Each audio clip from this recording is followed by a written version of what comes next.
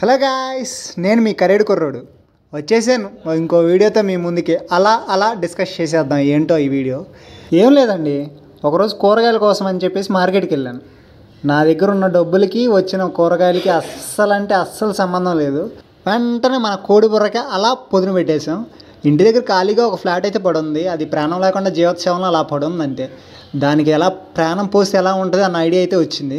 ఇంకెందుకు ఆలస్యం అనుకున్న బ్రేక్ వేయడానికి అయితే రెడీ అయిపోయాం. చూసారుగా, ట్రాక్టర్ దున్నించి మొత్తం అన్ని రకాల కూరగాయలు వేసాం. బెండకాయ చెట్లకి పాదులు తీయాలన్నారు భయ్య.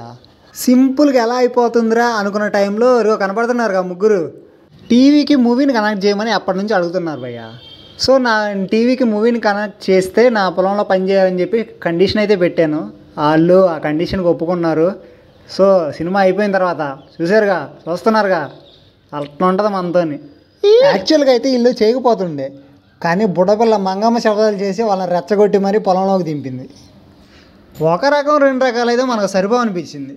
అలా షాప్ దగ్గరికి అలా వెళ్ళి ఏమున్నాయి మన దగ్గర అనే విత్తనాలను అడిగితే తను ఒక 4-5 రకాలు అయితే చెప్పారు. ఆ 4-5 రకాలు తలా ఒక 1/4 కేజీ మన ల్యాండ్కి ఎంత అయితే సరిపోతుందో అంతవరకు అయితే తీసుకొచ్చిన విత్తనాలు మా మామ అయితే మొత్తం అంతా నాటేశారు. ఇది మొత్తం ఆర్గానిక్, అంటే మన కళ్ళ ముందే పెంచుకుంటున్నాం కదా. మనం ఇంటి దగ్గర ఉన్నా లేకపోయినా కూరగాయలు అనేవి ఇక్కడే ఉంటాయి. సో ఇంట్లో వాళ్ళకి ఎలాంటి ఇబ్బంది ఉండదు.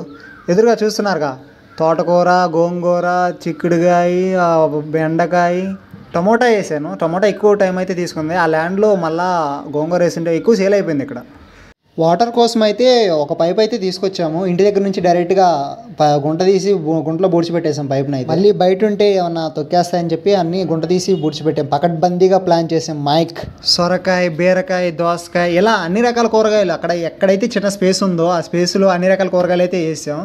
అక్కడ వచ్చే మ్యాక్సిమం అయితే వచ్చాయి. మీ దగ్గర ఖాళీగా కూరగాయలు పండించగలిగి వేస్ట్గా పడి ఉండే ల్యాండ్ నాకు చూపు చూడండి మరి.